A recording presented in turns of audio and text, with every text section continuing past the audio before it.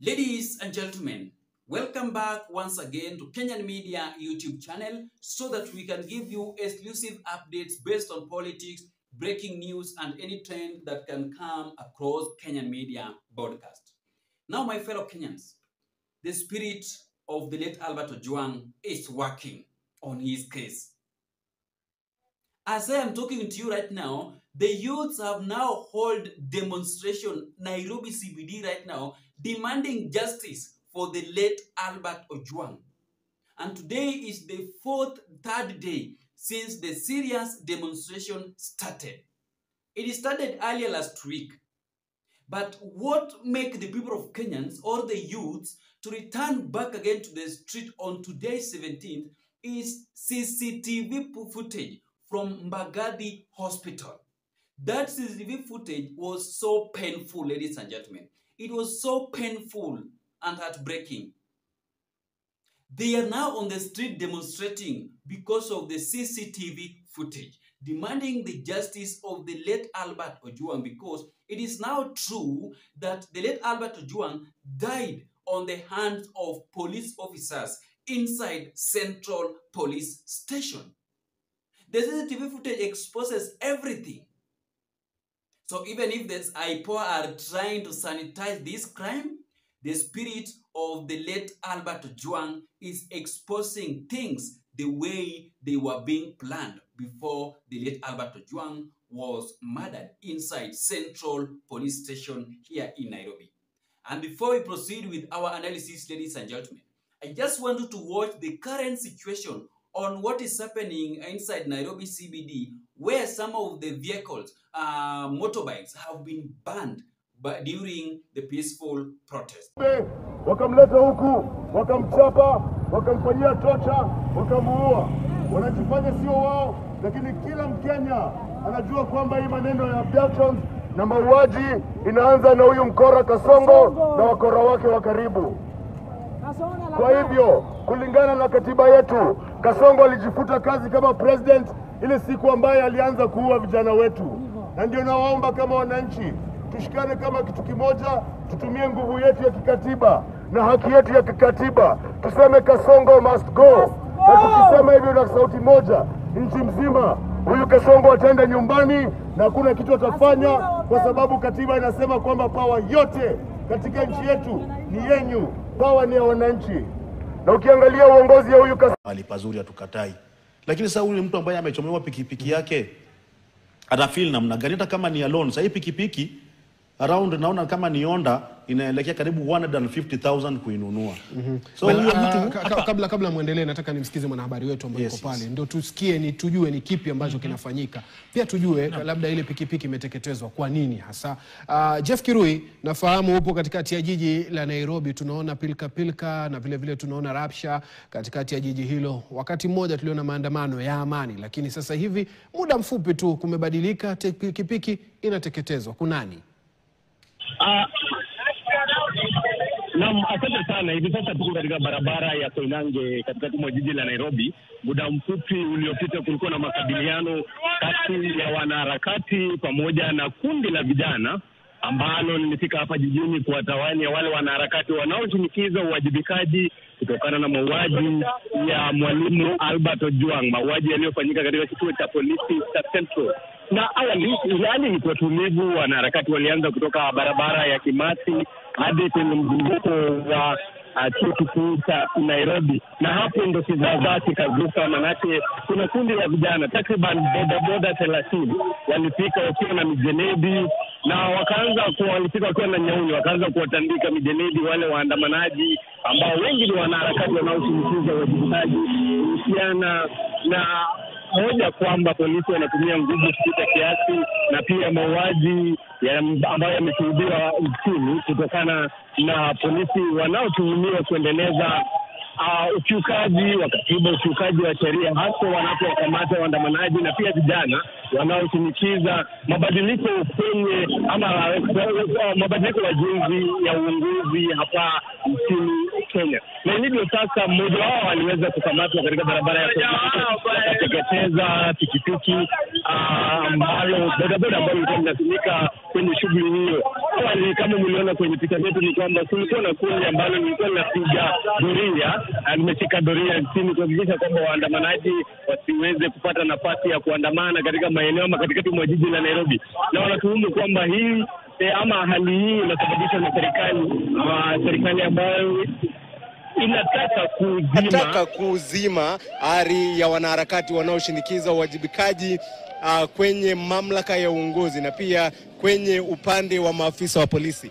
Wengi wanasema kwamba haitoshi kuwa naibu inspector general wa polisi Eliud Lagat amejiondoa afisini. Wengi wanashinikiza kwamba ni sharti ajiuzulu kutokana na kwamba yeye ndiye aliyekuwa mlalamishi mkuu na kusababisha kutiwa mbaroni kwa Albert Ojwang, na baadaye ikarifiwa kwamba alifariki mikononi mwa maafisa wa polisi, maafisa ambao wametwikwa jukumu la kulinda mali na pia kulinda uhai wa Wakenya. Hivyo basi, hivyo ndivyo hali ilivyo katikati mwa jiji la Nairobi, kulingana na maandamano ambayo yamekuwa yakipigwa upatu sana kwenye mitandao ya kijamii. Ukienda kwenye mtandao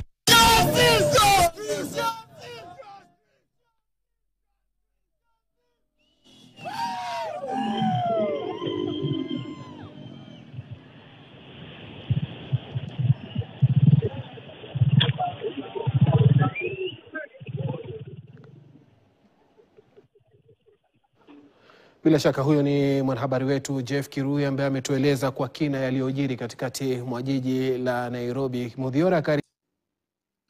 That is how things are boiling nicely, are happening here in Kenya. Many people thought that it was just a joke, but it is now happening. When this matter was being organized with the crew of the DIG Eliud Lagat, it was just good. Today is the 10th day, but things are boiling. Things are now getting on his course the way they should happen to the late Albert Ojwang. Hata kama Ruto alijaribu jana to silence the family of the late Albert Ojwang with 2 million Kenyan shilling, together with other leaders from opposition and Kenya Kwanza. The youths have said that money will not lie. The youth have now decided that that one cannot stop them from going to the street to protest so that Eliud Lagat, the complainant, can be resigned. Wameamua hapana, they are not going to be silenced. Wacha wapatiane pesa, millions of money to the family to silence the family, but justice of the late Albert Ojwang must be done. Those people are just on the street, the youth are just on the street to end accountability, bad governance, illegal arrest, illegal abduction, and extrajudicial killings, together with police brutality in the Republic of Kenya. They are not just in the street for nothing. They are just there to demand justice. You know very well, Ruto yesterday thought that sending the governor of Homa Bay County, Gladys Wanga, to represent him, to sympathize with the family of the late Albert Ojwang, sending him with 2 million Kenyan shilling will solve all this matter, will cool down the temperature of the youth in the Republic of Kenya to stop going to the street to demonstrate. Ruto donated 2 million, Raila donated 1.1 million, the governor of Homa Bay County, Gladys Wanga, donated 1.5 million. The governor of Nairobi County, Johnson Sakaja, given the wife of the late Albert Ojwang a job inside county government of Nairobi, then again buy a house for the father of the late Albert Ojwang, rental houses in Homa Bay County. But that one is not enough. We need justice. That one is not enough because you cannot measure the life of a person, a human being, with money. You cannot compare the two. You cannot compare the two. So Ruto's strategy have collapsed. His plan to silence the family have collapsed because the youth of the Republic of Kenya have now decided that kama mbaya ni mbaya. They are not going to tolerate this kind of nonsense that is happening in the Republic of Kenya, where after something have happened, the government normally use money to square that scene so that it can be forgotten about. But that one is not going to happen. Then lastly, I want you to view something, ladies and gentlemen. Let me ask you a simple question. is there a death of a leader and a death of a normal mwananchi? I think that kifo ni kifo, a death is a death. When Kasipul Member of Parliament Sir Charles Ongondo Were died, the governor of Homa Bay County really cried during that burial. That you can even ask yourself that was Kasipul Member of Parliament Ongondo Were was he the husband of the Gladys Wanga? He was crying. But when he visited the family of the late Albert Ojwang, things are not yet on the lane. I want you to watch these images so that you can view how the governor of Homa Bay County is measuring the case of the late Albert Ojwang with the case of the late Kasipul Member of Parliament, Sir Charles Ongondo Were, how things happened. Only those images just told you that this politician normally don't have interest to the people of Kenyans after being elected. Tukishawachagua, they normally forget about us and start focusing on their achievements together with their family, together with the interest of the government. You can just measure how things were happening. So this country really need a change. But the biggest problem is legacy politicians. Legacy politician is the biggest problem in the Republic of Kenya. Because legacy politicians, these are the team that have messed up with our economy. These are the team that have messed up with Kenyan development projects. Because they don't want to resign from the docket so that other people can again dive in to continue with the accountability and running of the nation and facilities under the government. They don't want to resign. Tuonane baadaye. See you in the next video. I don't have much to talk about the ongoing protest in Nairobi CBD because it is something that was planned earlier last week. The caution was sent to the government of William Samoei Ruto that on Tuesday 17th, we will be on the street demonstrating. See you in the next video.